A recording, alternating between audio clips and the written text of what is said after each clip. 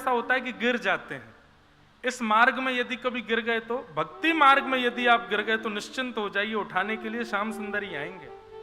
अन्य किसी मार्ग पर गिरोगे उठाने के लिए कोई और आएगा, लेकिन इस मार्ग में यदि गिरे भी तो उठाने के लिए श्याम सुंदर ही आएंगे। निश्चिंत हो जाओ। एक बार भी यदि भक्ति पथिक हो गए हो, भक्ति के पथ के अनुगामी हो गए हो, तो निश्चिंत हो जाओ। चलते रहोगे तो श्यामा श्याम मिल जाएंगे, गिर जाएंगे तो भी उठावे श्यामा श्याम ही आवेंगे, मिलेंगे वो जरूर, ये निश्चित है।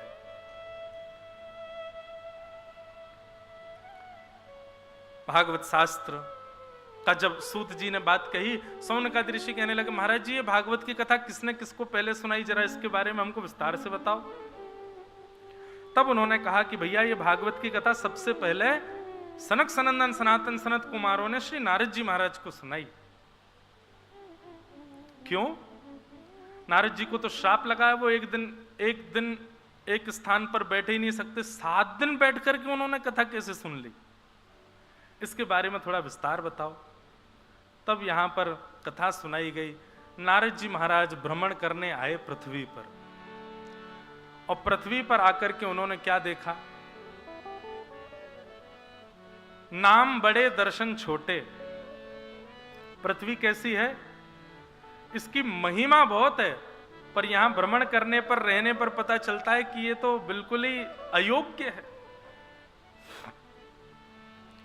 अहम तुम पृथ्वीं यातो ज्ञात्वा सर्वोत्तमामिति पुष्करम च प्रयागम च काशी गोदावरी तथा हरिक्षेत्रे कुरुक्षेत्रे श्रीरंगम सेतु वंदनम एवमादिषु तीर्थेषु ब्रह्ममाण इतस्ततः।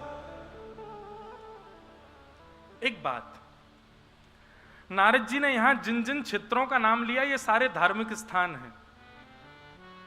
नारद जी ने भागवत जी में जिन जिन क्षेत्रों का नाम लिया कि मैं कहां कहां गया, वो सारे धार्मिक स्थान हैं। पुष्करम च प्रयागम च काशी गोदावरी तथा हरिक्षेत्रे कुरुक्षेत्रे श्रीरंगम सेतु वंदनम। इतनी जगह जाकर के और फिर पृथ्वी की बुराई करने लगे। बोले नारद जी ये कहना चाहते हैं ये धार्मिक स्थान है, मतलब अधार्मिक स्थानों से श्रेष्ठ स्थान। वहां की जब इतनी दुर्गति हो चुकी है तो समझो सामान्य स्थानों की क्या स्थिति होगी। और ये बात आज की नहीं है, 5000 वर्ष पहले नारद जी कह रहे हैं इस बात को। आज तो कैसी स्थिति है भूले ही जाओ। बहुत विचित्र है बंधुओं संसार। कैसा है? सत्यम नास्ति तपः शौचम दया दानम न विद्यते। सत्य नहीं है, सत्यम नास्ति तपः नास्ति शौचम नास्ति दया नास्ति, कुछ भी नहीं है। बिल्कुल विपरीत प्रकार के लोग हैं इस पृथ्वी के। नारद जी महाराज भ्रमण करते करते सब जगह के बारे में बताने लगे, ये पृथ्वी बड़ी विचित्र है। तभी भ्रमण करते करते नारद जी कहते हैं मैं वृंदावन पहुंचा, और वृंदावन में जाकर के मैंने एक आश्चर्य देखा। क्या आश्चर्य देखा? कि यमुना नदी के तट पर एक सुंदरी बैठी है, उस सुंदरी की गोद में 2 वृद्ध लेटे हैं, और वो सुंदरी बहुत विलाप कर रही है। मैंने उस सुंदरी से पूछा कि देवी तुम कौन हो? तब उसने अपना परिचय बताते हुए कहा, अहम भक्तिर्तिख्याता इमो में तनयो मतौ ज्ञान वैराग्य नामानो काल योगेन जर्जरो। मैं भक्ति हूं, और ये दोनों मेरे पुत्र हैं ज्ञान और वैराग्य। भक्ति का नाम सुनते ही नारद जी तो वहीं दंडवत होने लगे, जय हो भक्ति महारानी, आज तक आपको इतना भजा, पहली बार आपके दर्शन हुए। और ये दोनों आपके पुत्र हैं, इनका नाम क्या? बोले ये ज्ञान है, ये वैराग्य। पर भक्ति महारानी रुदन क्यों कर रही है? तब भक्ति कहती है मैं जहां भी जाती हूं उस स्थान का प्रभाव मेरी आयु पर पड़ता है। मैं सब जगह गई हूं भारत में, जहां जहां गई वहां वहां वृद्धावस्था को प्राप्त होती चली गई, पर वृंदावन पुनः प्राप्य नवीनेव स्वरूपिणी, वृंदावन आकर के मैं तो नवीन हो गई, मैं तो युवान हो गई, पर मेरे पुत्र अभी भी वृद्ध हैं, ज्ञान और वैराग्य। वृंदावन में बंधुओं एक बात है, भक्ति सबके हृदय में है, पर ज्ञान और वैराग्य विहीन भक्ति है। थोड़ा सा इस पर प्रकाश डालेंगे, सावधानी से सुनिएगा। कहीं रोड पर कीर्तन चल रहा हो तो राह चलते हुए भी नाच लेते हैं, मटक लेते हैं। कहीं राधे राधे की गूंज चल रही हो तो चलते फिरते लोग भी राधे राधे कहते, मतलब भक्ति तो है वृंदावन में। लोग सहज ही चलते फिरते, उठते बैठते, खाते पीते भगवत नाम गा लेते हैं वृंदावन में। पर माफ कीजिएगा, ये भक्ति आपको संतोष क्यों नहीं दे पाती है? ये भक्ति आपके चित्त में शांति उत्पन्न क्यों नहीं कर पाती है? क्योंकि भक्ति के पुत्र ज्ञान और वैराग्य से हमने दूरी बना रखी है। और जहां मां प्रसन्न नहीं है, वहां जहां पुत्र प्रसन्न नहीं है, वहां मां प्रसन्न कैसे हो सकती है? वहां मां को प्रसन्नता कैसे हो सकती है? इसलिए ज्ञान और वैराग्य जब तक चित्त में नहीं आएंगे तब तक भक्ति आपको शांति प्रदान नहीं कर पाएगी। माफ कीजिएगा, भक्ति अन्य किसी प्राप्ति के लिए नहीं है, भक्ति शांति प्रदायक होती है। शांति भगवान की बहन का नाम है। जब शांति आती है तभी ठाकुर जी कभी कभी अपने बहन के यहां भोजन प्रसाद पाने आ जाते हैं। जब शांति चित्त में आएगी तभी कभी कभी ठाकुर जी आएंगे। और जब ठाकुर जी को लगेगा कि नहीं, शांति के घर का प्रसाद बहुत ही बढ़िया है, तो ठाकुर जी वहीं बस जाएंगे। तो शांति चाहिए, पर शांति आए कैसे? भक्ति तो है, पर भक्ति को शांति प्रदान करने के लिए ज्ञान और वैराग्य भी चाहिए साथ में। बिना पुत्रों के मां विचलित हो जाती है। और आज का मानव भक्ति कर रहा है, पर ज्ञान विहीन, वैराग्य विहीन भक्ति। और ये दोनों उसके पुत्र हैं। इनके विहीन भक्ति करोगे कैसे काम चलेगा? बहुत सावधानी से सुनिएगा। आप कहेंगे महाराज जी तो फिर ज्ञान क्या करें, कल से पढ़ाई करना शुरू कर दें, गुरुकुलों में जाएं, विद्यालयों में जाके गुरुजनों से पढ़ें, ज्ञान लें? नहीं। ज्ञान का मतलब क्या है? भागवत में ज्ञान का मतलब विवेक, और विवेक का मतलब होता है सही और गलत की पहचान। ये ज्ञान, इसको ज्ञान कहते हैं। बहुत पढ़ लिख लेना, बहुत नॉलेज हो जाना ज्ञान नहीं है। मैं कहा करता हूं कथा में, कई बार बहुत हायर एजुकेशन लेने वाला व्यक्ति भी ऐसे निर्णय ले लेता है कि लोग कहते हैं पढ़ा लिखा गंवार। अनपढ़ गंवार कम होते हैं, अनपढ़ विद्वान ज्यादा होते हैं, बल्कि पढ़े लिखे गंवार ज्यादा हो जाते हैं लोग। ज्यादा पढ़ लिख लेना, ज्यादा नॉलेज हो जाना, ज्यादा पता होना, यह ज्ञानी होने का मतलब नहीं है। ज्ञानी होने का मतलब है विवेकी होना, सही गलत की पहचान होना। आपको भूख लगी, घिया लिया है, टमाटर लिया है, आलू लिया है, नमक लिया है, मिर्च लिया है, हल्दी लिया है, और सब रसोई घर में जाकर के रख दी और फिर रोने लग गए। बोले क्यों?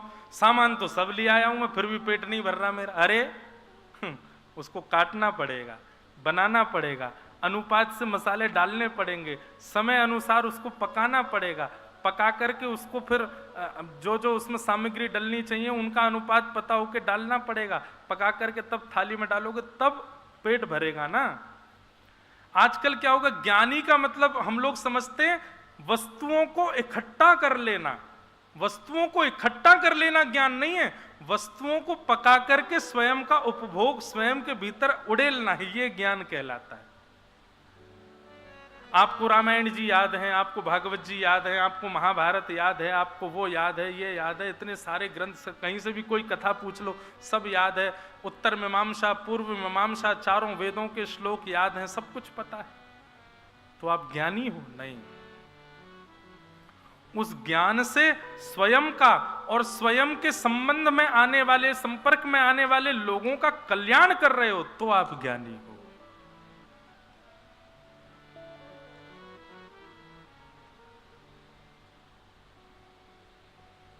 कबीर दास बहुत पढ़े लिखे नहीं थे, अपने हस्ताक्षर करने भी नहीं आते थे उनको, पर आज कबीर दास की लेखनी पर पीएचडी होती है। बड़े बड़े लोग यूनिवर्सिटी में जाते हैं, कबीर दास की लेखनियों पर पढ़ते हैं और विचार करते हैं कि कबीर दास ने लिखा क्या है। ये ज्ञान है, ये क्योंकि ये विवेक युक्त ज्ञान है। हमारे पास तो एक ही बुद्धि है, रावण के पास 10 बुद्धियां थीं, पर फिर भी वो रावण आज भी दशहरा मैदान में जलाया जाता है। क्यों? ज्ञान बहुत था लेकिन विवेक नहीं था उसको। तो विवेक होना, और विवेक किसको कहते हैं? सही गलत की पहचान। अब आप कहेंगे ये विवेक आएगा कहां से? बिनु सत्संग विवेक न होई, और ये सत्संग राम कृपा बिन सुलभ न सोई। बिना सत्संग के विवेक नहीं होगा और बिना राम जी के अनुग्रह के सत्संग नहीं होगा। सत्संग में आना ये भी भगवत कृपा है। इसलिए भैया पोथियां, कई लोग कहते हैं हम गीता जी ले जाएं, महाराज जी स्वयं पढ़ लोगे ज्ञानी बन जाओगे, विवेकी नहीं बन पाओगे। विवेकी तो तब बनोगे जब किसी गुरु के आश्रय में रहकर के, आश्रित होकर के उसके वचनों से श्रवण करोगे, तब विवेकी बनोगे। इसीलिए हमारे हिंदू वैदिक सनातन धर्म में गुरु परंपरा है।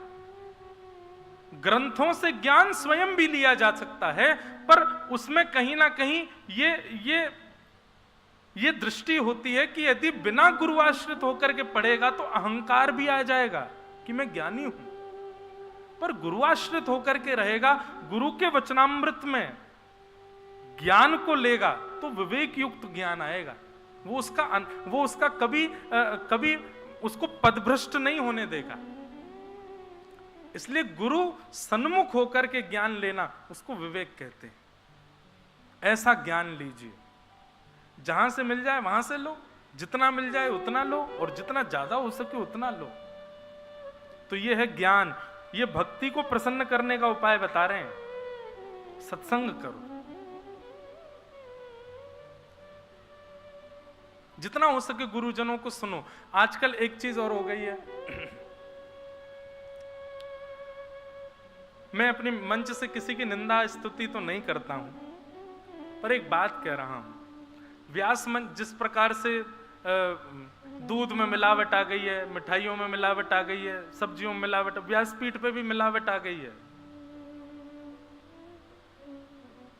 बस इतना ही कहूंगा, मिलावट तो आ गई है, पर फिर भी आपकी दृष्टि में कभी भेद नहीं आवे व्यास के लिए कि ये अच्छे हैं, ये बुरे हैं, ये श्रेष्ठ हैं, ये अश्रेष्ठ हैं, मुझे इनकी कथा नहीं बढ़िया लगती, मुझे ये, ऐसा मत करो। सबको सुनो, सबसे मिलो। श्री चैतन्य महाप्रभु, उनका नियम था, यदि वो उनको गलती से पता चल जाती ना कि हम जिस मार्ग से जा रहे हैं उस मार्ग में एक गांव है, उस गांव में किसी के घर पे सत्यनारायण की कथा चल रही है, सामान्य कथा चले, तो भी चैतन्य महाप्रभु बिन बुलाए पहुंच जाते थे। कथा चल रही है, बैठेंगे, सुनेंगे थोड़ी देर। एक बार एक व्यक्ति की कथा में पहुंच गए। अब वो व्यक्ति जो था वो केवल धन कमाने के लिए कथा व्यास मंच का प्रयोग कर रहा था। कोई आता जाता उसको कुछ था नहीं, कुछ भी बोल रहा था। चैतन्य महाप्रभु आ गए तो और उसकी जीभ लड़खड़ा गई और उल्टा सीधा बोलने लगा।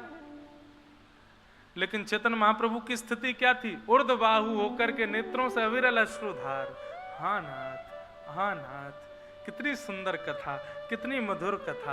हृदय पर हाथ रख के कहते आहा कितना मधुर भाव। आसपास सब जो शिष्य मंडली थी चैतन्य महाप्रभु की, वो सब सोचने लगे, विचार करने लगे,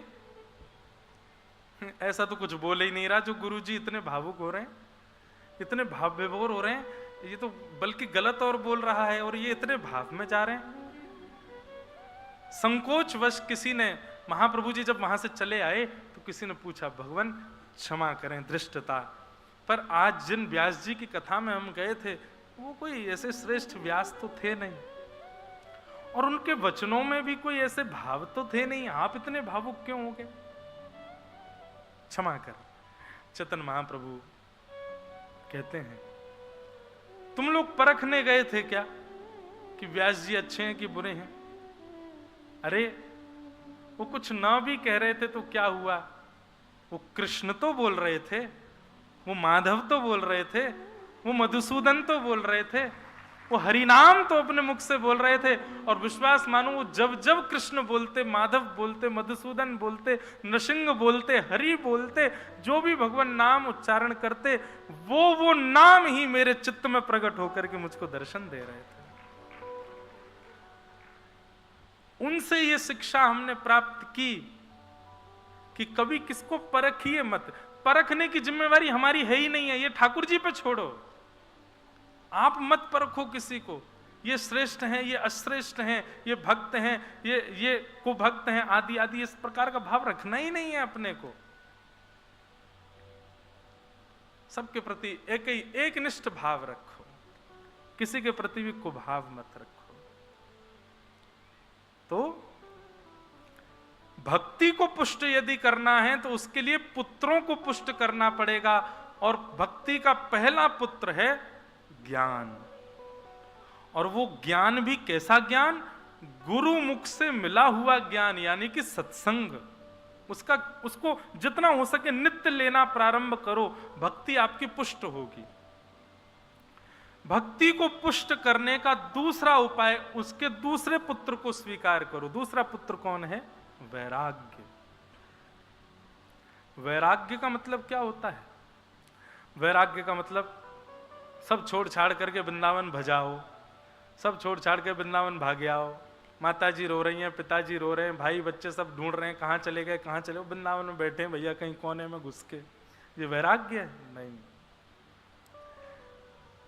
कई लोग पहले ट्रेंड, आजकल ट्रेंड भी चलते हैं ना, ऐसी ट्रेंड में घर बार छोड़ देते हैं और वृंदावन आ जाते हैं। वृंदावन आकर के राधा वल्लभ, राधा रमन, बिहारी जी, संत महापुरुषों के पास आना जाना सब शुरू कर देते हैं। पर फिर एक दिन आता है, रो रहे होते हैं, माँ की याद आ रही है, पिताजी की याद आ रही है, बच्चों की याद आ रही है, पत्नी की याद आ रही है, अपने व्यापार के घर की रोटी की याद आ रही है, दाल सब्जी की याद आ रही है। ये वैराग्य नहीं है। बताओ, हमारे माइक कम पड़ गए, वो छोटा सा बालक बोला आप सब पीछे देखने लगे हैं? इधर देखो, एक निष्ठ होके कथा सुनो सब लोग। तो वैराग्य का मतलब वस्तु का त्याग नहीं है। मैं कथाओं में कहा करता हूं, वैराग्य का मतलब वस्तु छोड़ देना वैराग्य नहीं होता है। वैराग्य का मतलब वस्तु से चित्त को हटा लेना, ये वैराग्य है। ये वैराग्य है। 56 भोग सामने रखें, आपसे कोई खा लो, अब इच्छा तो बहुत हो रही है कि खा लें, मन तो बहुत हो रहा है कि हलवा देखो लग तो बढ़िया रहा है, देसी घी में बना होगा। ये रसगुल्ला के ऊपर दो केसर के दाने दिख रहे हैं ना, इतना मन हो रहा है कि बस ले लें दो मुख में। लेकिन अपने आप को वैरागी बता रहे हैं और उसको उसकी चाह होते हुए भी अपने आप को उससे अलग कर रहे हैं। ये वैराग्य नहीं है, ये वैराग्य नहीं है। वैराग्य का मतलब वस्तु सन्मुख हो और तुम्हारा चित्त विचलित ना हो, ये वैराग्य है। कई लोग क्या करते हैं, वस्तु विचलित करती है तो वस्तु का त्याग कर देते हैं। इस वस्तु से हम विचलित हो जाते हैं, इसलिए इस वस्तु को मुझसे दूर रखो। ठीक है, एक दिन दूर रह लिए, 10 दिन दूर रह लिए, 1 महीना दूर, 1 महीना बाद गलती से यदि वो वस्तु तुम्हारे सामने आ गई तो रोक ही नहीं पाएंगे खुद को, तो फिर काय बात का वैराग्य? ये वैराग्य नहीं है। वैराग्य का मतलब है वस्तु सामने हो और मन विचलित ना हो, ये वैराग्य। अब लोग एकादशी का व्रत करते हैं, उस दिन अन्न नहीं खाते, समा की खिचड़ी खाएंगे, साबूदाने की खिचड़ी खाएंगे, आलू की सब्जी बनाएंगे, कुटू की कचौड़ी पकौड़ी बना के पाएंगे, लेकिन घर के कुछ सदस्य हैं वो तो खा ही रहे हैं रोटी सब्जी दाल आदि। तो जब अपनी थाली लेके बैठे हैं और बगल वाला कोई बालक यदि रोटी सब्जी लेके आ जाए तो तुरंत उठ के बैठ जाते हैं, रोटी मत दिखाए यार, मन कर जाता है फिर खाने का। काय बात की एकादशी? ये एकादशी का मतलब क्या हुआ फिर? ऐसी एकादशी किसी काम की नहीं है। और इस विश्वास मानिए, शास्त्र आज्ञा करते हैं, आपका यदि व्रत है और किसी अन्य के भोजन को देख करके आपकी जीव में इच्छा प्रकट हो जाए कि मैं पा लूं, लेकिन कोई नहीं, एक दिन की तो बात है, द्वादशी हो जाने तो तुरंत पाएंगे। आपका व्रत उसी समय टूट गया जिस समय आपका मन उसकी थाली पर गया, उसी समय व्रत टूट गया, खंडित हो गया व्रत आपका। अब चाहो तो खा ही लो। व्रत का मतलब क्या है? वैराग्य का मतलब क्या है? वस्तु सामने आ जाए और तुम विचलित ना हो, वो वैराग्य है। और वैराग्य को पुष्ट भी सत्संग ही करेगा। वैराग्य भी सत्संग से ही पुष्ट हो सकता है। चाहे भक्ति की पुष्टता हो, चाहे वैराग्य की पुष्टता हो, वो सत्संग से ही संभव है। एक और बात, वैराग्य को पुष्ट करने का एक उपाय और है। क्या?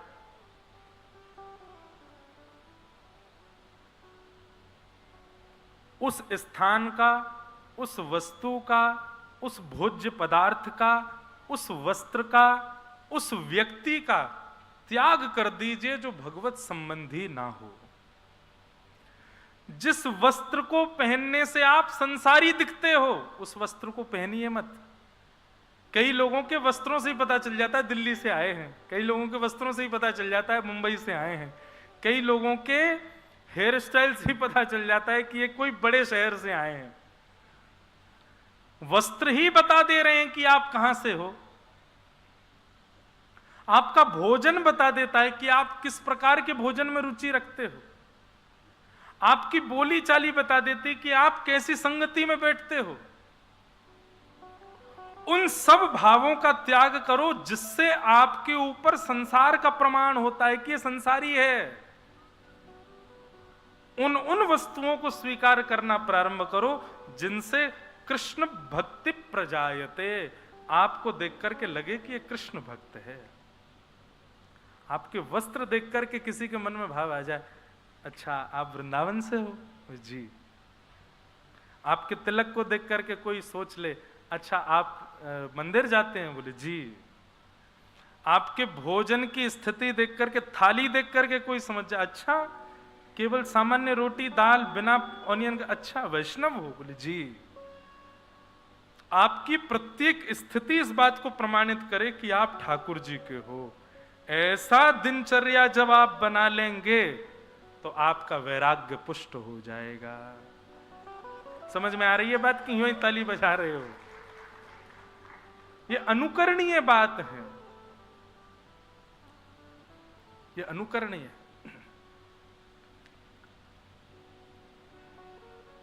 सूरदास जी कहते हैं, जाके संग कुमति उपजत है, पड़त भजन में भंग, तजोरे मन हरि विमुखन को संग, तजोरे मन हरि विमुखन को संग। जाके संग कुमति उपजत है, पड़त भजन में भंग, तजोरे मन हरि विमुखन को संग। हम तो अपना प्रमाण देते हैं। हम धोती पे, कभी चलो हमारे साथ कभी किसी यात्रा पर, एयरपोर्ट चलो, एयरपोर्ट में घुसते ही धोती बगलबंदी देखते ही जिसको देखोगे वही राधे राधे करेगा, जिसको देखो वो जय श्री कृष्ण करेगा। कोई अब तो लोग पहचानने लग गए तो बात अलग हो जाती है, पर पहले जब नहीं जानते तब भी लोग प्रणाम करते थे। अब प्रणाम कर रहे हैं ये विशिष्ट बात नहीं है, बल्कि ये भाव है कि आप किसी अन्य व्यक्ति को देख करके लोग हाय बोलेंगे, हेलो बोलेंगे, कुछ भी बोले या कुछ ना भी बोले, आपके स्वरूप को देख करके कम से कम चित्त में किशोरी जी का भाव तो उत्पन्न हो रहा है।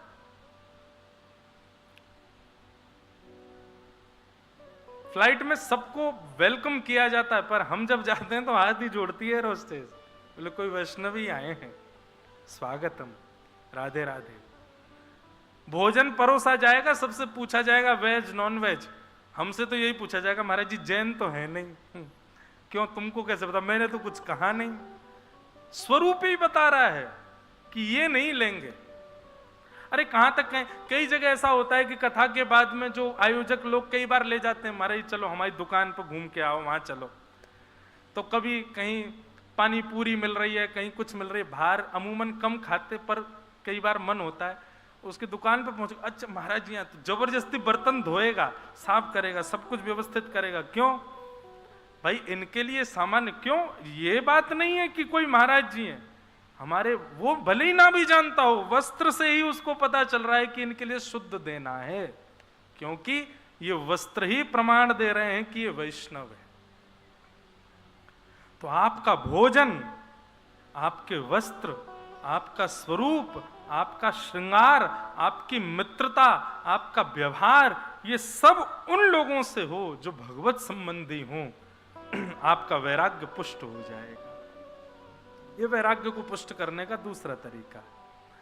और जिस दिन ज्ञान और वैराग्य दोनों पुष्ट हो गए, भक्ति अपने आप पुष्ट हो जाएगी, भक्ति अपने आप प्रसन्न हो जाएगी, भक्ति अपने आप शांति को जन्म देगी। और जैसे ही शांति होगी, शांति बहन है भगवान की, ठाकुर जी कभी तो उस शांति से मिलने आएंगे, उसके पास आएंगे, आपके पास आएंगे। भक्ति के दो पुत्र ज्ञान और वैराग्य, इनको पुष्ट करो, ये पुष्ट हो ऐसा व्यवहार करो, ऐसा विचार करो। भक्ति के दोनों पुत्र वृद्ध हो गए थे, ज्ञान और वैराग्य। दोनों के वृद्ध होने पर भक्ति महारानी कहने लगी कि विदेशम गम्यते मया, मैं तो विदेश जा रही हूं महाराज, अब मैं नहीं रह सकती, मेरे पुत्र वृद्ध हो गए। नारद जी महाराज कहने लगे तुम्हारे पुत्रों को युवान करने का उपाय क्या है? बोले संत जनों से आप पूछो। नारद जी महाराज ने सबसे पूछा, तब पूछते पूछते बद्रीनाथ पहुंचे। वहां बद्रीनाथ में सनक सनातन सनत कुमारों ने उनको 5 प्रकार के यज्ञ बताए। और ये कौन कौन से यज्ञ हैं? द्रव्य यज्ञ, तपो यज्ञ, ज्ञान यज्ञ, योग यज्ञ तथा परे, स्वाध्याय ज्ञान यज्ञश्च ते तु कर्म विसूचका। द्रव्य यज्ञ, तप यज्ञ, योग यज्ञ, स्वाध्याय यज्ञ और ज्ञान यज्ञ, ये 5 प्रकार के यज्ञ हैं। सबसे पहला द्रव्य यज्ञ, मंदिर में जाके दान पेटी में 1 रुपया चढ़ाया है, 10 रुपया चढ़ाया है, 20 रुपया चढ़ाए, 100 चढ़ाए, 500 चढ़ाए, 2000 चढ़ाए, चाहे कितनी भी बड़ी रकम चढ़ाओ, लेकिन वो द्रव्य यज्ञ यज्ञों में सबसे प्रथम, मतलब उसमें कोई अनुपात नहीं है कम ज्यादा का, पर हाँ जैसे सोपान है 1 2 3 4 5, तो सबसे पहली सीढ़ी है द्रव्य यज्ञ। वो इतना श्रेष्ठ नहीं माना जाता। आप मंदिर में कितना चढ़ाते हैं उससे कोई आपकी भक्ति सिद्ध नहीं होती है। वो द्रव्य यज्ञ, मंदिर के निर्माण के लिए, मंदिर की व्यवस्थाओं के लिए दान कर रहे हो, ये सब सामान्य यज्ञ कहलाते हैं। सामान्य से थोड़ा श्रेष्ठ कहलाता है तप यज्ञ। तप यज्ञ का मतलब क्या है? ठाकुर जी का दर्शन करना, दर्शन करके उसी दर्शन को अपने चित्त में विराजमान कर लेना और फिर नेत्र बंद करके उसी छवि का चित्त में दर्शन करना, ये तप यज्ञ कहलाता है। ये सामान्य से थोड़ा श्रेष्ठ है। द्रव्य यज्ञ, तप यज्ञ और तीसरा आया योग यज्ञ। तप यज्ञ से थोड़ा सिद्ध श्रेष्ठ क्या है? योग। योग का मतलब प्राणायाम नहीं है, योग का मतलब होता है मिलन। भगवत संबंधी वैष्णवों से जब आप मिलन करते हैं तो वो योग यज्ञ कहलाता है। आप किसी संत के दर्शन करने गए, किसी वैष्णव को प्रणाम करने गए, किसी वैष्णव को वंदन करने गए, ये सब योग यज्ञ कहलाएंगे। तो द्रव्य यज्ञ, तप यज्ञ, फिर योग यज्ञ, और फिर चौथा आया स्वाध्याय यज्ञ। स्वाध्याय यज्ञ किसको कहते हैं? बोले आपने जो कथा सुनी, जो सत्संग सुना, जो वैष्णवों से सुना, श्रवण करने के बाद में उसका मनन चिंतन करके अपने ऊपर उसको लागू करना, इसको स्वाध्याय यज्ञ करते हैं। ये बाकी के यज्ञों से श्रेष्ठ है। और सबसे श्रेष्ठ यज्ञ क्या है? बोले ज्ञान यज्ञ। श्रीमद् भागवत की कथा करवाना, श्रीमद् भागवत की कथा करना और श्रीमद् भागवत की कथा सुनना, ये सबसे श्रेष्ठ यज्ञ है। समय पास में कोई दिव्य मंदिर है, वहां के दर्शन का समय है, आप दर्शन को नहीं जा पा रहे, कथा सुन रहे हो, तो उसमें कोई दोष नहीं है। लेकिन दर्शन खुलने के भाव से आप तुरंत कथा छोड़ करके गए तो यह दोष माना जाएगा। और यह बात हम नहीं कह रहे हैं, यह भी शास्त्र प्रमाणित बात है कि आप किसी अन्य विधा के लिए, अन्य उपासना की क्रिया के लिए सत्संग का त्याग मत कीजिए। बाकी भावों का त्याग आप सत्संग के लिए करो, चलेगा, पर सत्संग का त्याग अन्य किसी भाव के लिए करोगे तो वो दोष बन जाएगा।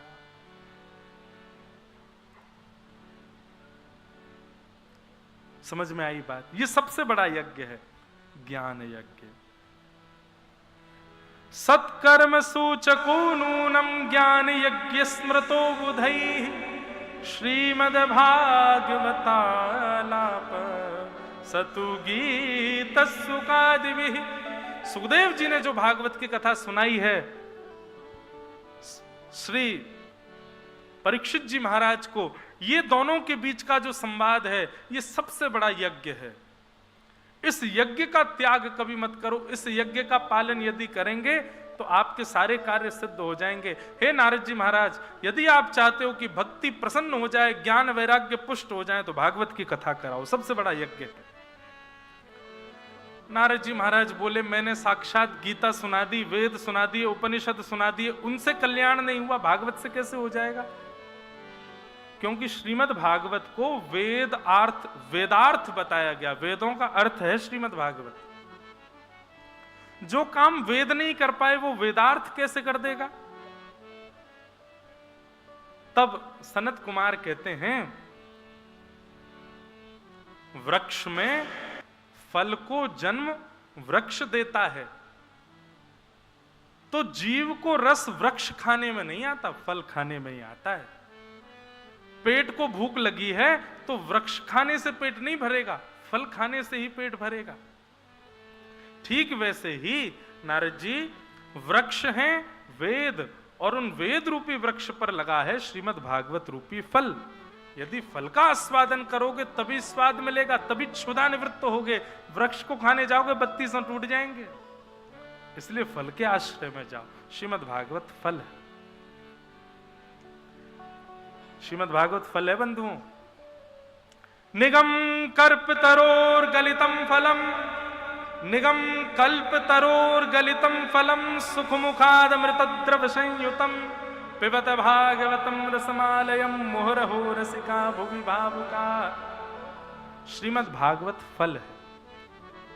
इससे क्या समझ में आया? भागवत से कभी फल मत मांगना, क्योंकि भागवत स्वयं फल है। आप कथा करा रहे हो, मैं कथा कर रहा हूं और आप कथा बैठ के सुन रहे हो, ये हमारे पूर्व के किए गए पुण्यों का फल ही हमको मिल रहा है कि हम कथा सुन रहे हैं। फल से फल नहीं मांगा जाता है, फल से फल नहीं मांगा जाता। फल से क्या मांगा जाता है? फल से रस मांगा जाता है, फल से रस मांगा जाता। और रस कौन है? रसो वैशः। रस कौन है? रसी श्री कृष्ण है। रस रसेश्वर, रास रासेश्वर श्री कृष्ण है। भागवत से फल मत मांगो, भागवत से मांगना है श्री कृष्ण मांगो, श्याम सुंदर मांगो, ठाकुर जी को मांगो। वो हमें मिले बस। मैं कहता हूं कि भैया कथा कराने वाले लोग आते हैं ना कि महाराज जी कथा करानी है, तो कभी कभी पूछ लेता हूं मैंने, अच्छा कारण क्या है, क्यों करानी है? वो बोल देते हैं हम पितृ मुक्ति के लिए कराना चाहते हैं। हमारे गांव में कथा हुई नहीं है महाराज जी, हमारे गांव में वर्षा नहीं होती। ऐसे भी होती है, कई गांव में बारिश नहीं होती तो कथा कराते हैं कि वहां बारिश हो जाए। कई गांवों में फसल बढ़िया नहीं होती तो कथा कराते हैं फसल हो जाए। कईयों के व्यापार नहीं चलते तो कथा कराते हैं व्यापार हो जाए। अगर इन साधनों के लिए आप कथा करा रहे हो तो आप बहुत बड़े भाव से वंचित हो रहे हो। मतलब आप फल से फल मांग रहे हो। फल से फल नहीं मिलेगा, फल से तो रस मिलेगा, और रस श्री कृष्ण है। कृष्ण को मांगो, फल से तो श्री कृष्ण मिलेंगे।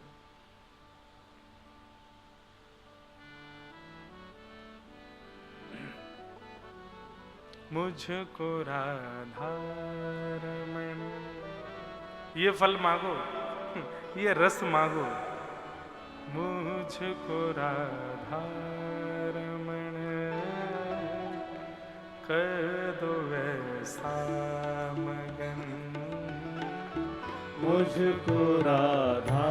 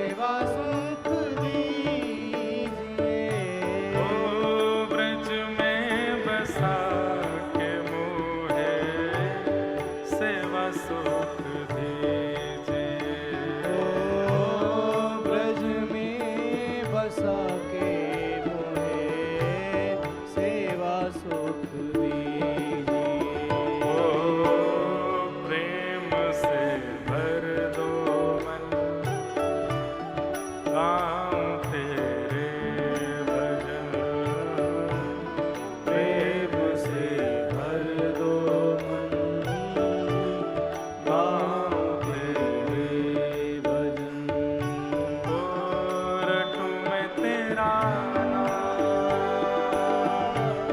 क्यों आठों लड्डू में तेरा यूं आठों मुझको राधा कर दो ऐसा। मुझको कर दो रे। श्री राधा रमण लाल की जय। करताल बजा के गाओ।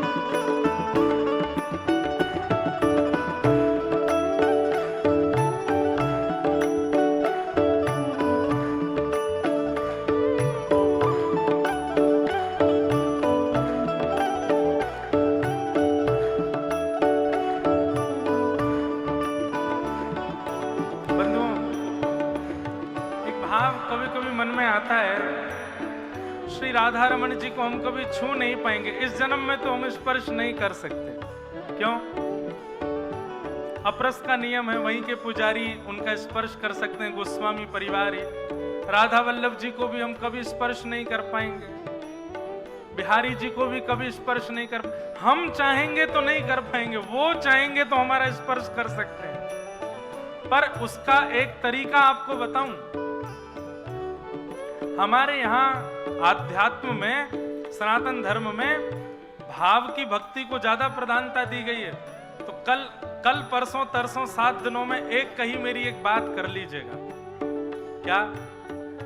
वृंदावन में कोई छोटा सा बालक हो ना, वाकू ले लियो, और वाकू लेकर के वही को धोती पहना दियो, वही को ऊपर पीताम्बरी पहनाई दियो, वाके घुंघराले केशन को अपने केशन से काढ़ियो, वही को श्रृंगार करियो, वही के नेत्रन में काजल लगाइयो, वाकू साक्षात राधा रमण जी को रूप ही मानियो, वही से वाको श्रृंगार करियो, वाकी आरती करियो, वाकी बलैया लियो, और फिर जो मन तुम्हारो राधा रमण जी के लिए हो वही सब वह बालक के संग करियो।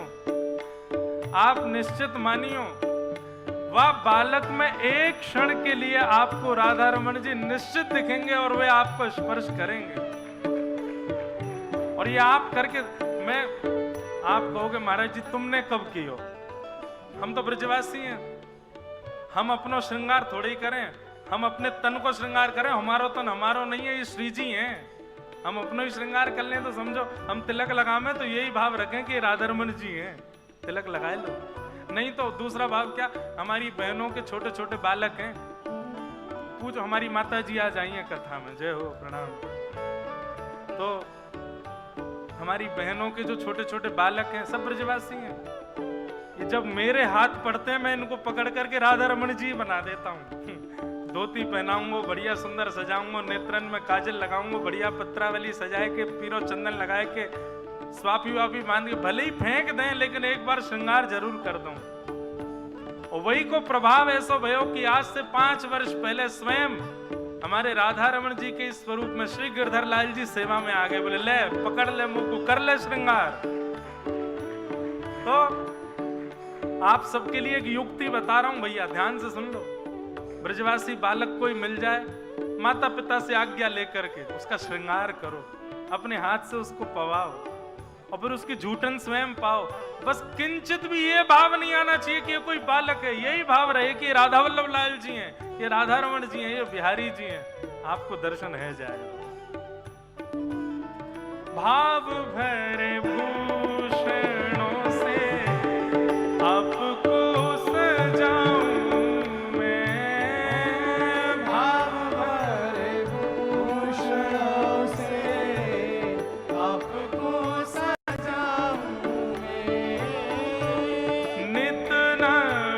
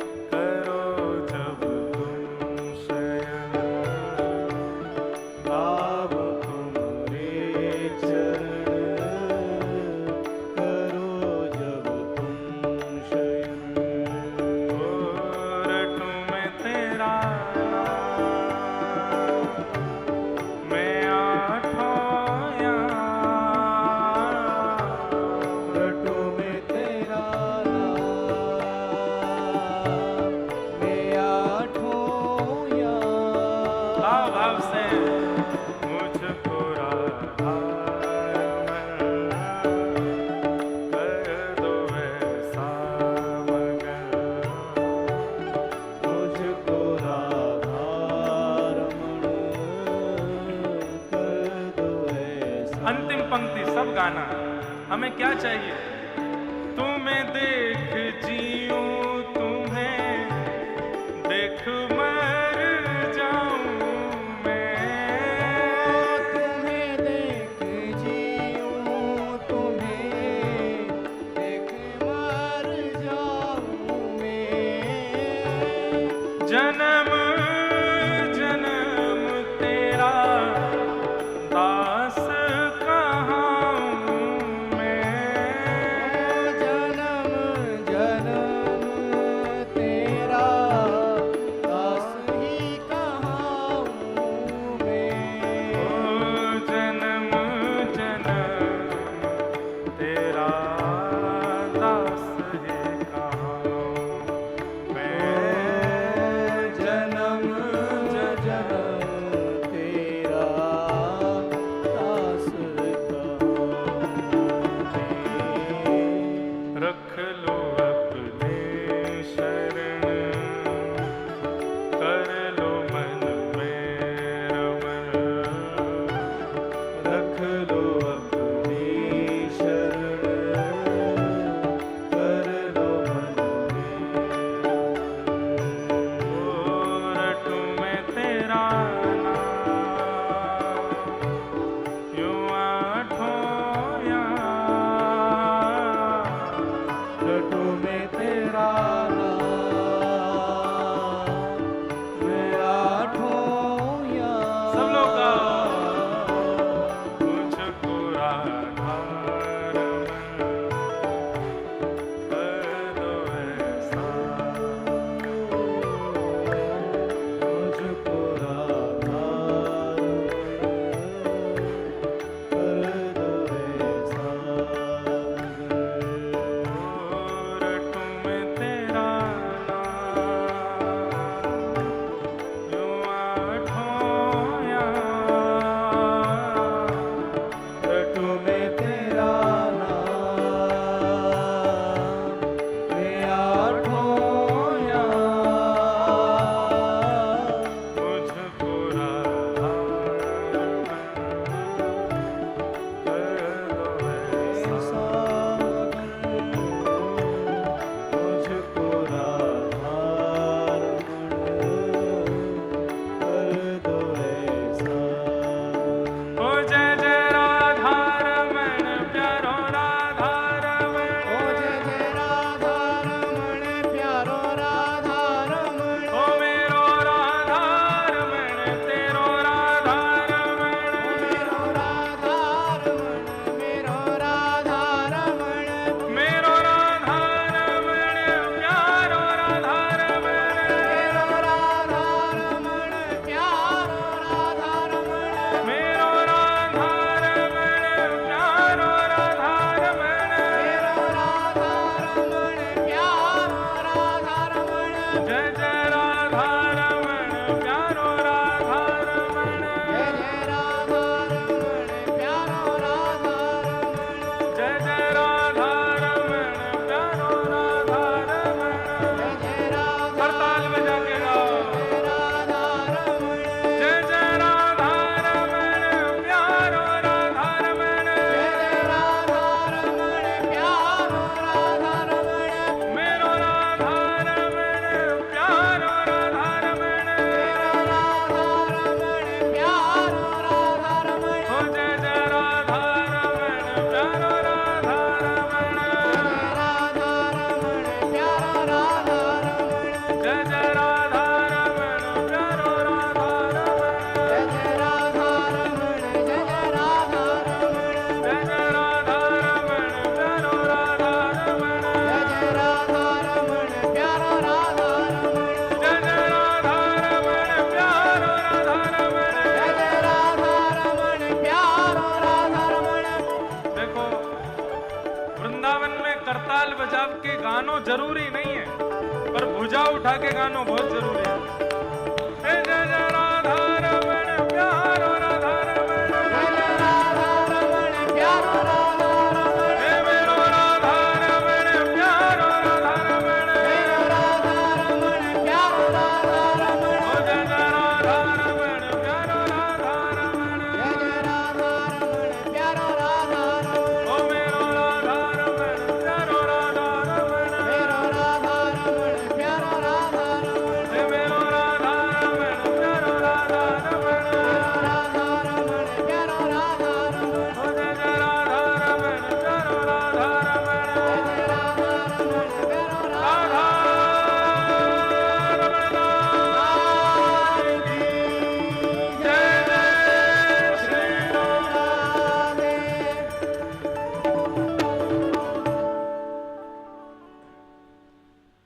ये मांगनो है भागवत जी से।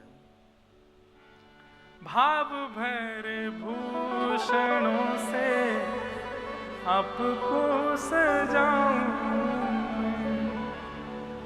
नित नव भोज निज हाथों से पवाऊं, नित नव भोज निज हाथों से पवाऊं। देखो एक बात मन में आई, संसार में चाकरी करना दुर्भाग्य का विषय है, वृंदावन में चाकरी करना सौभाग्य का विषय है। संसार में चाकरी करने के काजे जगह जगह बैठे हैं, कहीं चले जाओ भैया नौकरी मिलेगी, तुरंत मिलेगी, तुरंत आपको रख लेंगे, पर यहां डोलते रहो मिलेगी नहीं, वही को मिलेगी जाकू वो चाहेंगे। अच्छा एक बात और, अभी अभी मन में एक भाव आया, जैसे नौकरी से चाकरी का कोई मतलब वो तो नहीं है, कोई मेल तो नहीं है, पर फिर भी एक समझाने के तौर पर चाकरी तो सौभाग्यों से मिलती, जन्म जन्मों के भजनों से मिलती। भाई ना ठीक करो या बहुत ध्यान से सुनना। जैसे बाहर नौकरी करने के लिए आपका एक्सपीरियंस देखा जाता है, आप कितने एक्सपीरियंस्ड हो। अगर आपने पहले कहीं नौकरी नहीं करी तो संभव है कि 90% चांसेस हैं कि फिर आपकी डिग्री के बेसिस पे आपको रखा जाएगा, नहीं तो आपको नौकरी में नहीं रखा जाएगा। ऐसा ही होता है। और कहीं आपने बहुत नौकरियां, बड़ी बड़ी कंपनियों में आपने जॉब करी है, नौकरी करी है, और उसके बाद आप कहीं अपना रिज्यूम लेके जाओ तो रिज्यूम में जैसे देखेंगे यहाँ इतना एक्सपीरियंस है, इतने साल इसने काम किया है, ऐसी बड़ी बड़ी कंपनियों में एक्सपीरियंस्ड है, तो तुरंत नौकरी मिलती है। ठीक वैसे भैया ये हमारे राधा रमन जी, राधा वल्लभ जी, बिहारी जी, वृंदावन, यहाँ चाकरी करवे के काजे आपका एक्सपीरियंस देखा जाता है। आपने कितने साधुओं को संग किया है, कितने वैष्णवन की सेवा करी है, कितने महात्मान के श्रवण किए हैं प्रवचनामृत, कितने साधु महात्मान के चरणन में, वैष्णवन के चरणन में दंडवत प्रणाम करिए, कितने रसिक जनन के पद याद हैं, कितने रसिकाचार्यन के पदन को आप गुनगुनाओ, माथे पर तिलक कैसे लगाओ, यूनिफॉर्म भी तो बढ़िया होनी चाहिए तभी नौकरी मिलेगी। तो भैया यहाँ पर यही एक्सपीरियंस देखो जाए कि आपने कितनो सत्संग कियो है, कितनो नाम जप कियो, कितने वैष्णवन की सेवा करी, कितने संतन को संग कियो, कितने संतन की आपने प्रवचनामृत से लाभ लियो है। अगर वो अधिक मात्रा में है जाए कि महाराज इतने संतन के प्रवचन सुने, इतने संतन की सेवा करिए, इतना नाम जप कियो, इतनी परिक्रमा करिए, श्री जी सोई कह दें, बोले भैया ये तो पूर्ण एक्सपीरियंस है, हमारे लायक है, या कुछ चाकरी में रखो। मीराबाई कहती हैं, चाकर रहसूं बाग लगासूं, नित प्रति दर्शन पासूं, वृंदावन की कुंज गलिन में, वृंदावन की कुंज गलिन में, हरि की लीला गासूं, श्याम मने चाकर राखो जी, हरि जी माने चाकर राखो जी। निश्चित है आज जो गोस्वामी परिवार के लोग राधा रमन जी को स्पर्श कर रहे हैं, जो गोस्वामी बिहारी जी को स्पर्श कर रहे हैं, जो गोस्वामी राधा वल्लभ जी को स्पर्श कर रहे हैं, जो वृंदावन की सेवा कर रहे हैं, वृंदावन को स्पर्श कर रहे हैं, हर प्रकार से ब्रज और श्री जी की उपासना में रत हैं, ये बड़े एक्सपीरियंस्ड हैं, इस जन्म के नहीं तो पूर्व जन्म के एक्सपीरियंस्ड हैं। इसीलिए तो ठाकुर जी ने अपनी निज सेवा दी है, और हम अभी एक्सपीरियंस गेन कर रहे हैं, अभी हम ले रहे हैं। जब है जाएगा तो ठाकुर जी सेवा देंगे। तो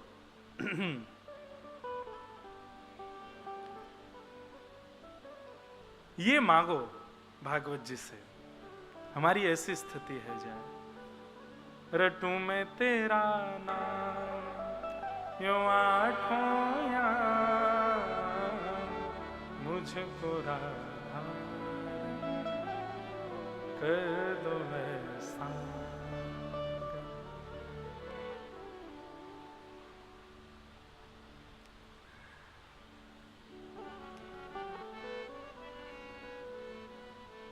श्रीमद्भागवतालाप सतु गीत सुकादिवे।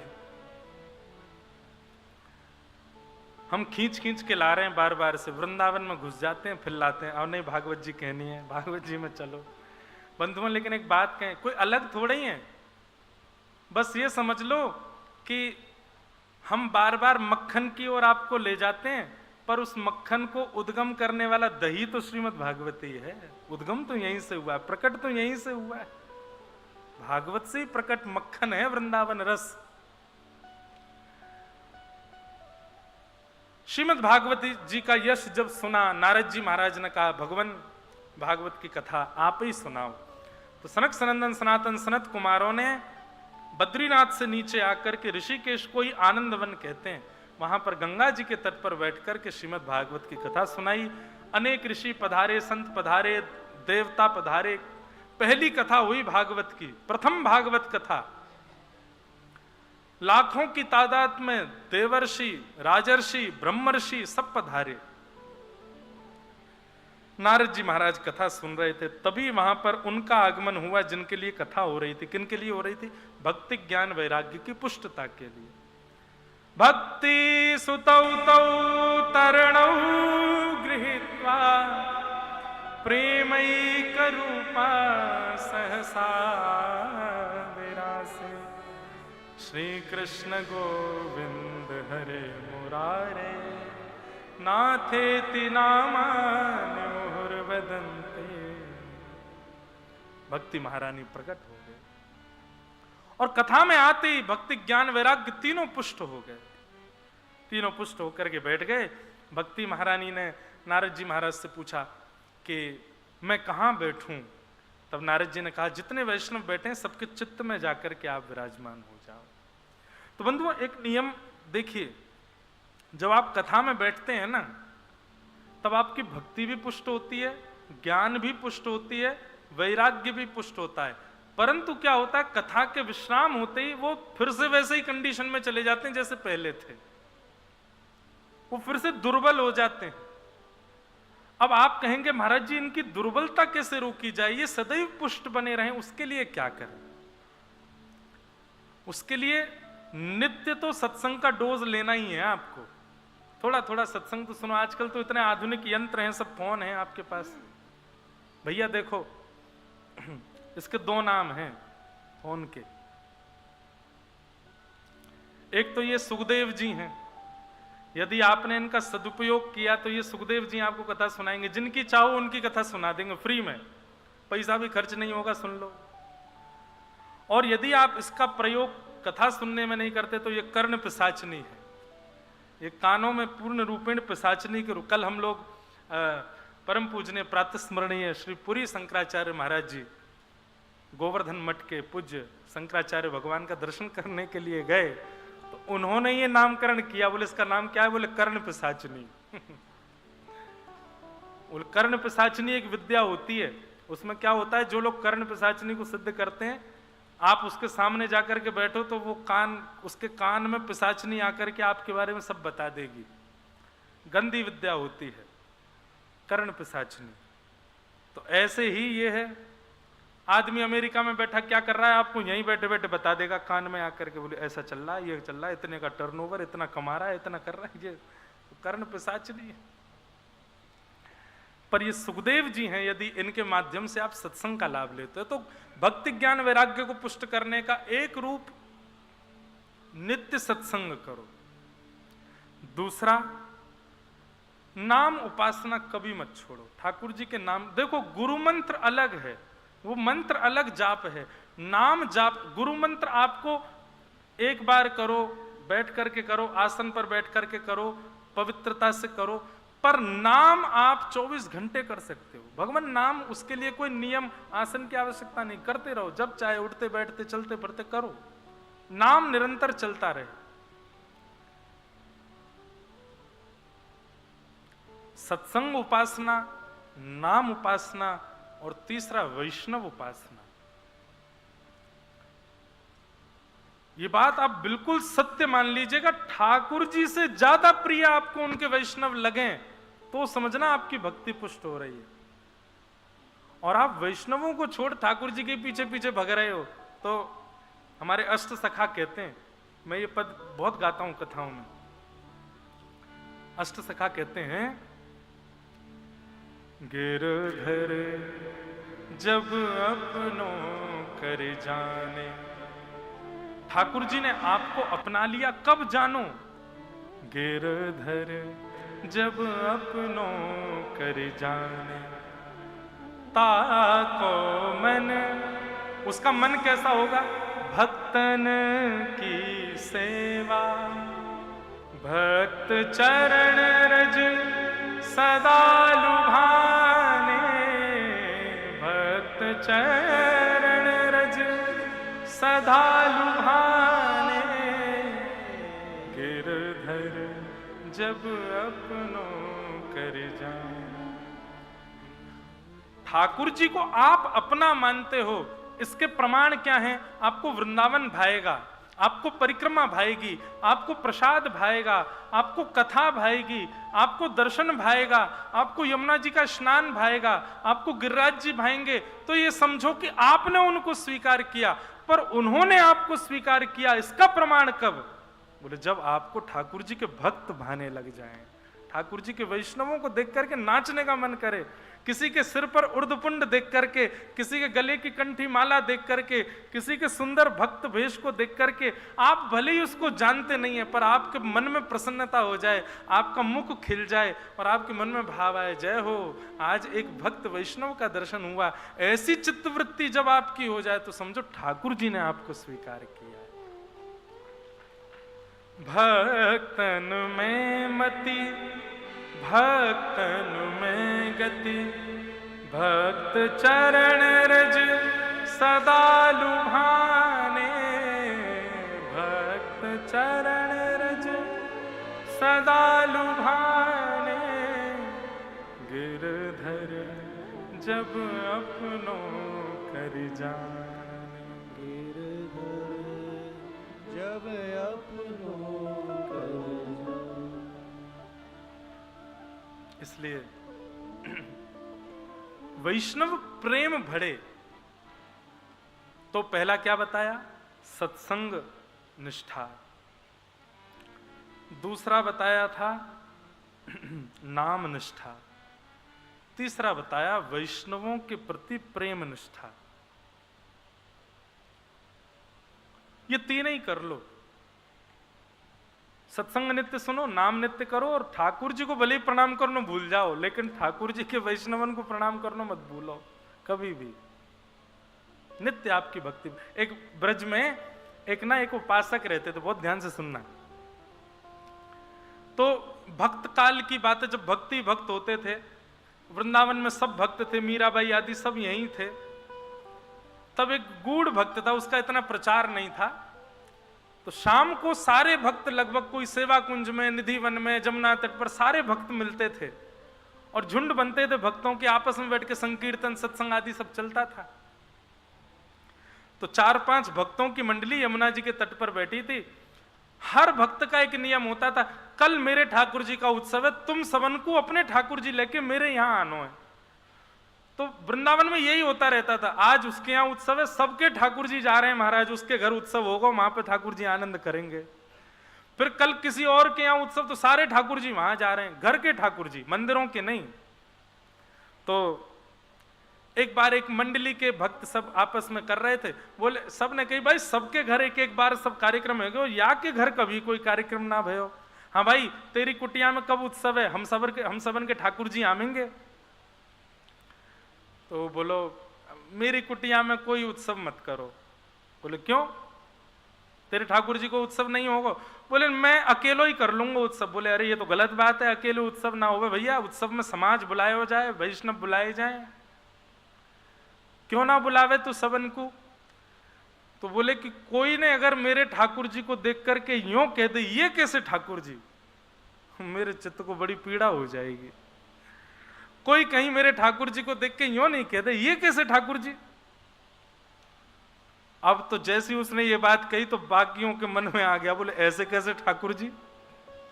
अब तो सब पीछे पड़ गए। बोले अब तो तू अपने घर अपनी कुटिया में हमको बुला, हम तो जरूर आएंगे, और हम सौगंध खा के कह रहे हैं हम बिल्कुल नहीं कहेंगे ये कैसे ठाकुर जी।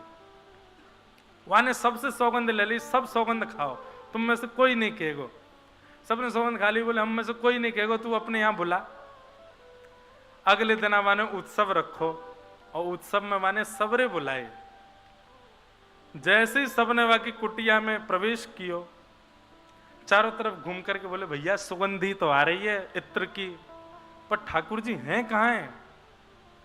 तो उसने दूर दिखाया तो एक चौकी के ऊपर एक मटका रखा था, मटके पर ही मोंगरा के पुष्प लगे थे, उसी में ही इत्र लगा था, उसी पे ही तिलक चंदन आदि रखा था, उसी पे ही वस्त्र पधराए हुए थे, उसी पे ही माला चंदन आदि सब था, उसी के सन्मुख।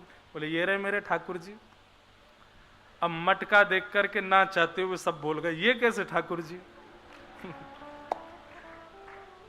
बोले मैंने मना करी, तुम लोग मत बोले, तुम क्यों बोले?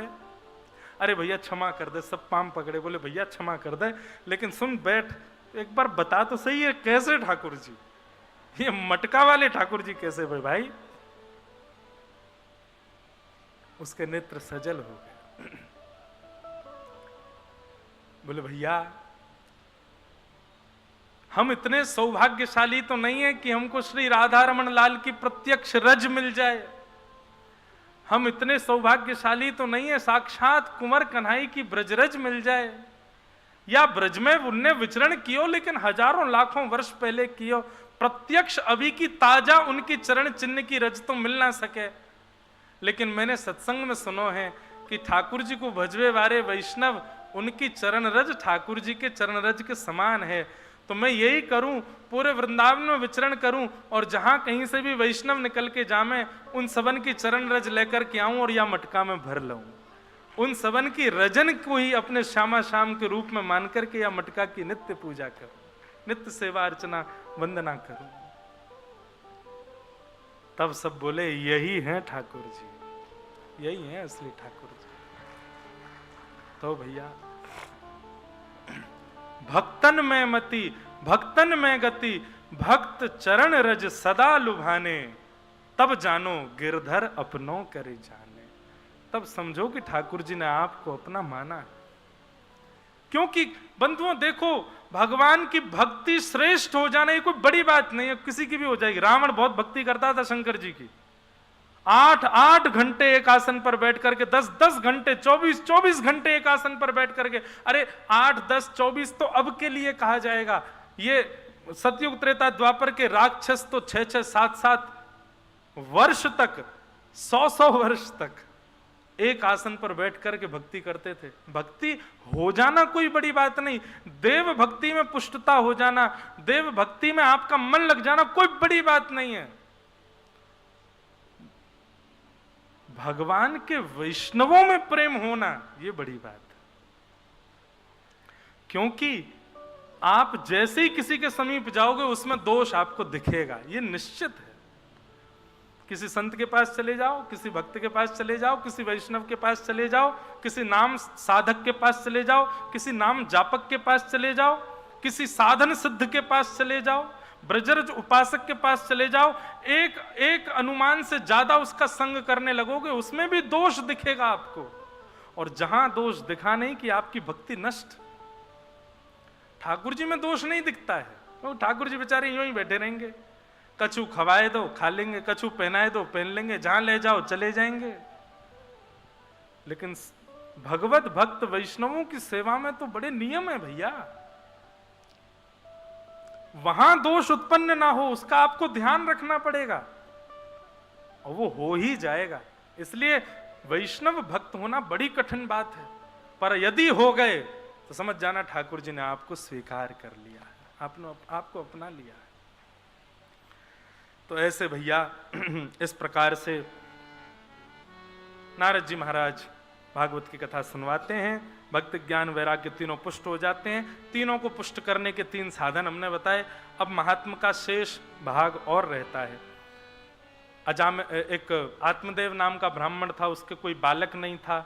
उसने एक संत से जाकर के प्रार्थना की, संत ने फल दिया, पत्नी ने फल गैया को खवा दिया, गैया के गर्भ से एक बालक प्रकट हुआ जिसका नाम गोकर्ण हुआ। पत्नी अपनी सहेली के पुत्र को ले आई, उसका नाम धुंधुकारी रख दिया। सूक्ष्म में सुना रहा हूं। बड़े होकर के धुंधुकारी ने माता पिता की बड़ी अवहेलना की। मां ने अपने प्राण त्याग दी कुआं में कूद करके, और आत्मदेव जी महाराज वन में जाकर के भागवत का आश्रय लेकर के भगवत धाम को प्रस्थान कर गए। धुंधुकारी प्रेत बना, और प्रेत योनि से कब मुक्त हुआ? जब भागवत उसको सुनाई गई। बंधुओं, ये भूत प्रेत होते हैं? बताओ, होते हैं कि नहीं होते? होते हैं। भागवत में प्रेतों का वर्णन है, इसका मतलब प्रेत होते हैं, भूत होते हैं। पर आजकल भूत प्रेत कम दिखते हैं, क्योंकि मानव ही प्रेत हो गया है। क्योंकि मानव के आहार, व्यवहार, स्वभाव, विचार में कोई भूतों से कम नहीं है हम लोग। इसलिए भूतों वाला ट्रेंड खत्म हो गया, मानव ही भूत बन गए। भजन बिन नर मरगट के भूत। जो व्यक्ति भजन नहीं करता है, जो व्यक्ति वृंदावन नहीं भजता है, जो व्यक्ति कथा नहीं श्रवण करता, जो व्यक्ति अपने जीवन में ठाकुर जी को स्थान नहीं देता, मृत्यु के बाद भूत बन जाता है। इसलिए भैया 3 दवाई रोज लिया करो, सुबह दोपहर शाम। सुबह उठते ही ठाकुर जी का स्मरण, मध्याह्न भोजन करते समय ठाकुर जी का स्मरण, और रात्रि सोते समय ठाकुर जी। 3 बार ठाकुर जी को स्मरण करने वाला ये डोज जो लेता है, उसको कभी प्रेत नहीं बनना पड़ता, उसको कभी नरक नहीं जाना पड़ता। इसलिए नित्य दिन भर में, वैसे तो हर समय याद करो, पर हर समय नहीं कर सकते, 3 बार तो करो, सुबह दोपहर शाम ठाकुर जी को स्मरण करो। इस प्रकार से भागवत की कथा से धुंधुकारी मुक्त हुआ, भागवत का महात्म्य विश्राम हुआ। प्रथम स्कंद से हम लोग कथा कल से श्रवण करेंगे। कथा का समय 3 बजे से, आज तो हम 3 बजने में 10 मिनट बचे थे तो कथा शुरू हो गई थी। कल भी समय से होगी कथा, 6:30-7 बजे तक कथा का क्रम रहेगा। हमको जिस दिन ज्यादा ऊर्जा लगेगी, ज्यादा आनंद आएगा, कथा 7 से ऊपर भी जा सकती है। और जिस दिन हमारा मन करेगा कि थक गए, तो 6:30-7 तक कथा विश्राम होगी। और क्योंकि वृंदावन में बैठे हैं, तो वृंदावन पद तो गाएंगे, वृंदावन रसामृत सब लोग गाना मेरे साथ। पहले तो हम पत्रिका बंटवाते थे, लेकिन अब तो सबको याद ही हो गया है। हमारे गिरधर लाल जी का मधुर भाव है, सब लोग भाव से गाओ। हमारे वृंदावन के सप्त निधि, सब लोग उनको हृदय कमल सो प्रगट्यो, हृदय कमल सो प्रगट्यो, और श्याम हृदय कुभार, वृंदावन प्यारो वृंदावन, वृंदावन प्यारो वृंदावन, हे श्री वृंदावन मेरो वृंदावन, वृंदावन। सब लोग गाओ। श्यामा हृदय कमल सो प्रगट्यो, श्यामा हृदय कमल सो प्रगट्यो। इस पद का अर्थ क्या है? श्यामा हृदय कमल सो प्रगट्यो, ये किशोरी जी के हृदय से प्रकट हुआ है वृंदावन।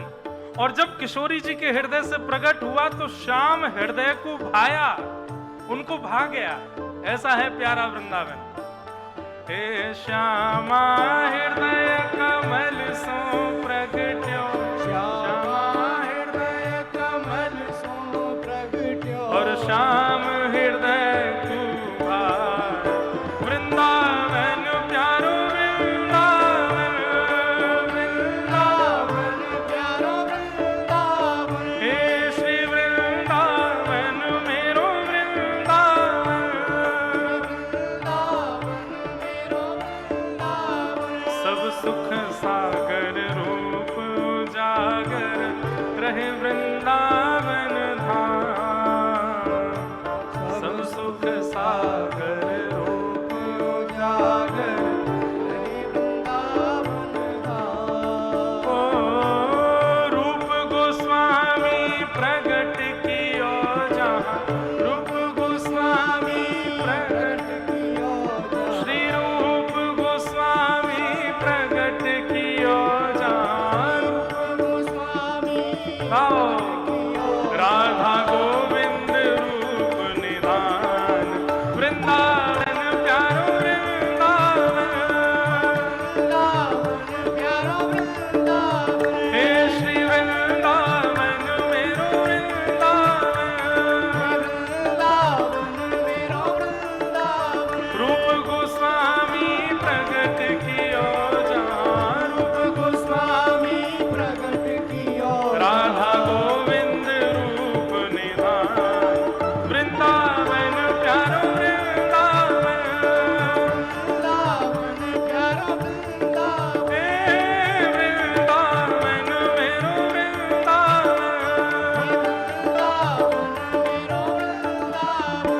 राधा गोविंद देव की।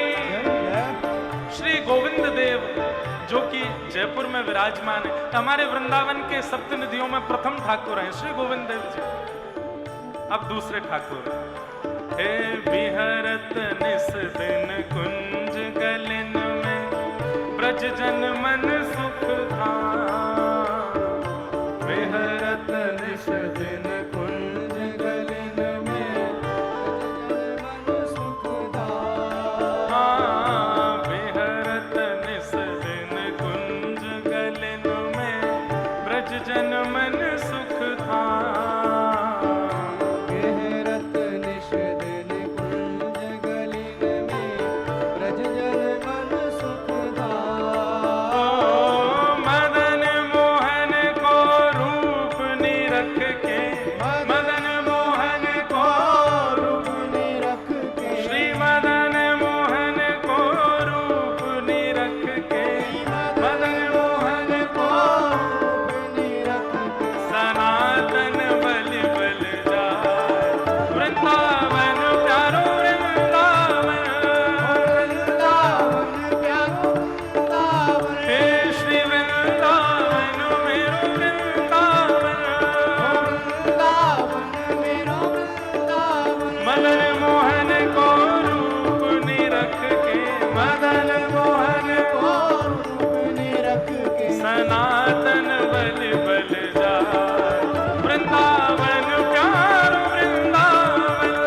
वृंदावन प्यारो वृंदावन। हे श्री वृंदावन मेरो वृंदावन। वृंदावन मेरो वृंदावन। बोल मदन मोहन लाल की। ओ गोपी ग्वाल सब ही और धारे, प्यारो गोपीनाथ।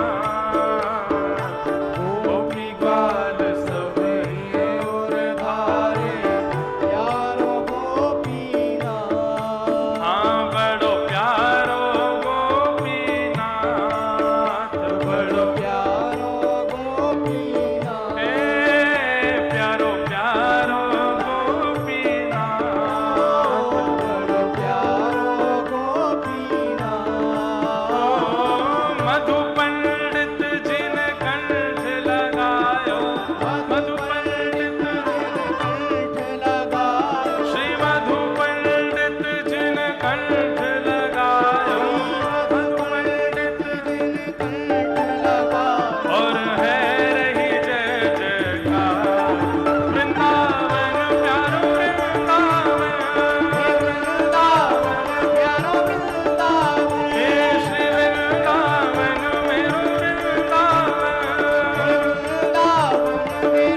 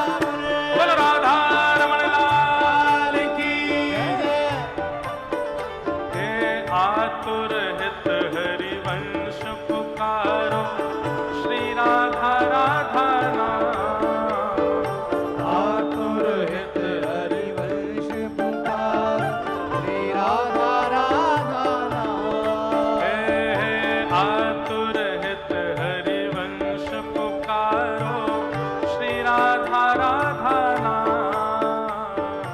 आतुर हित हरिवंश पुकारो, श्री राधा राधा नाम।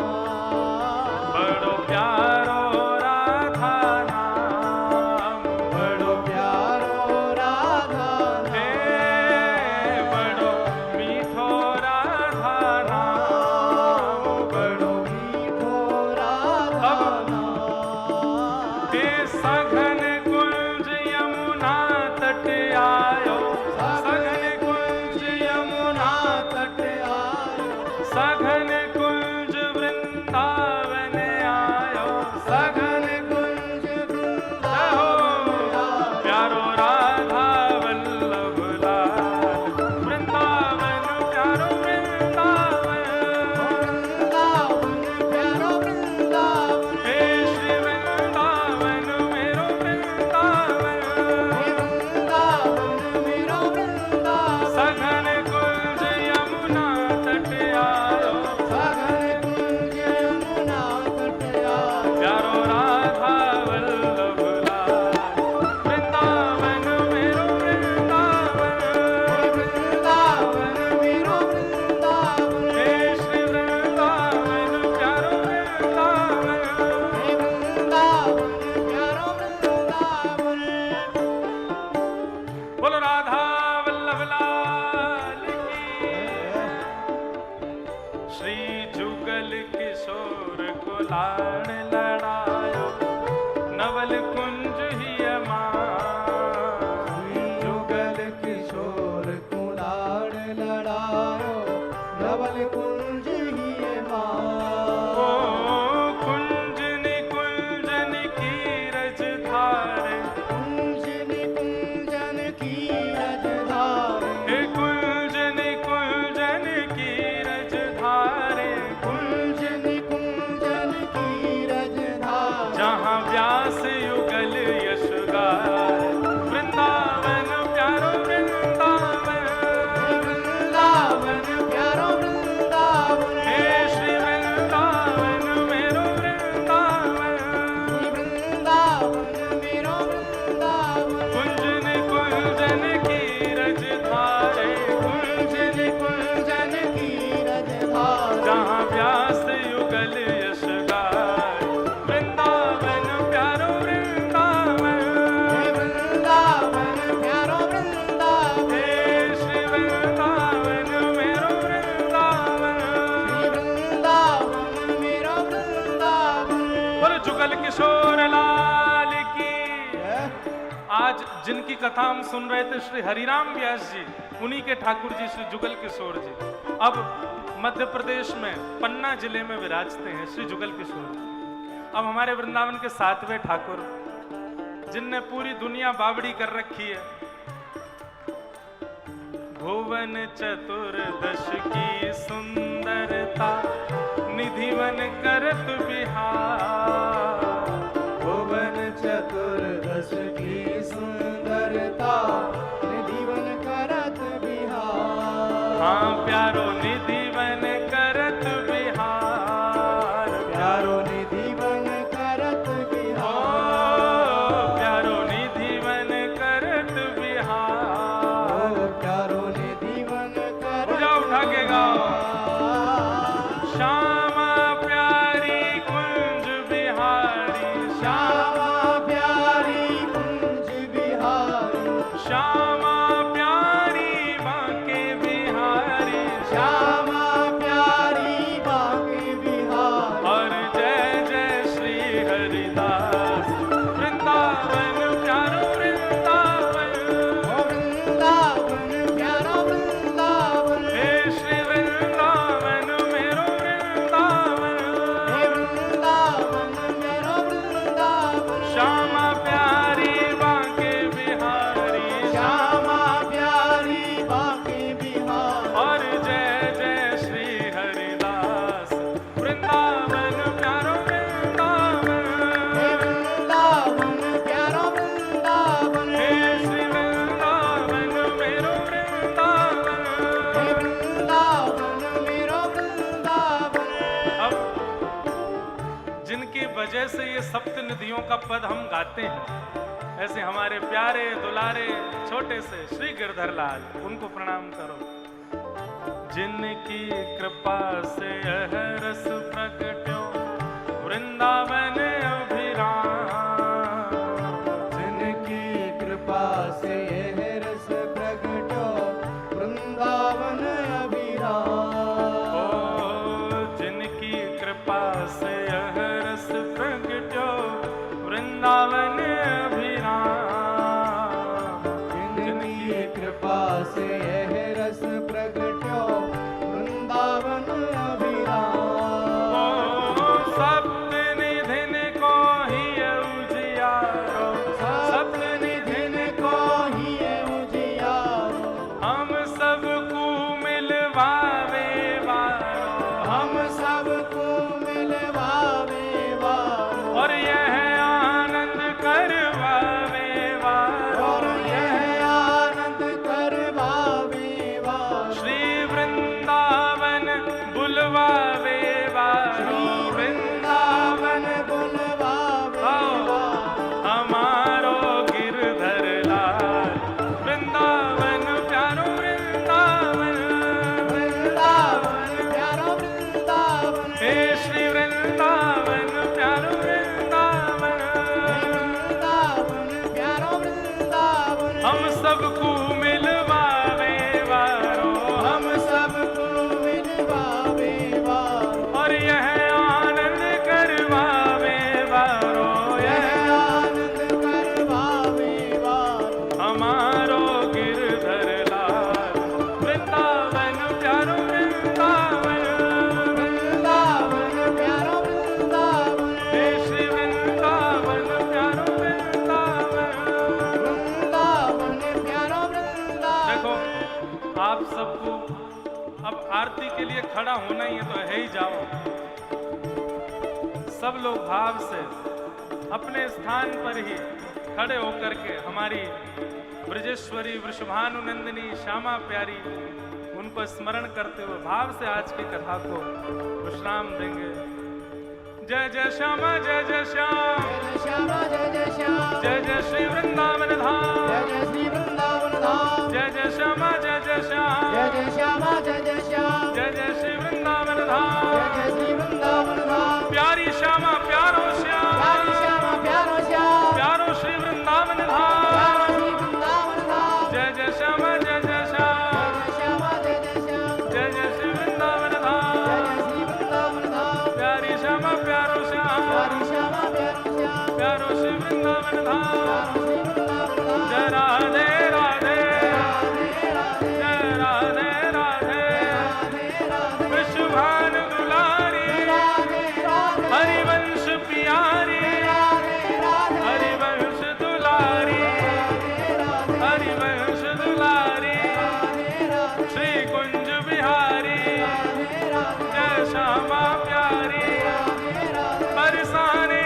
वाली, हम सबकी प्यारी, श्री कीर्ति दुलारी, वृषभानु दुलारी, जय राधे राधे, जय राधे राधे, जय राधे राधे, जय राधे राधे, जय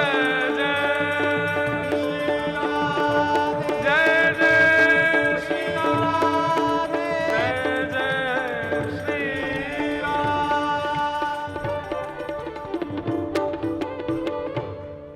बोलो वृंदावन बिहारी लाल की, कृष्ण कन्हैया लाल की, वृषभानु दुलारी की, वृषभानु के जमाई की, गिरिराज धरण की, गोवर्धननाथ की, श्याम सुंदर श्री यमुने महारानी की, श्री गोपेश्वर महादेव की, पूछरी के लौठा की, खूब खूब प्यारे। आप सब लोग कल पुनः पधारो, 3 बजे से यह सुख कथा का हम फिर लेंगे। सबको जय श्री कृष्ण, जय सिया राम।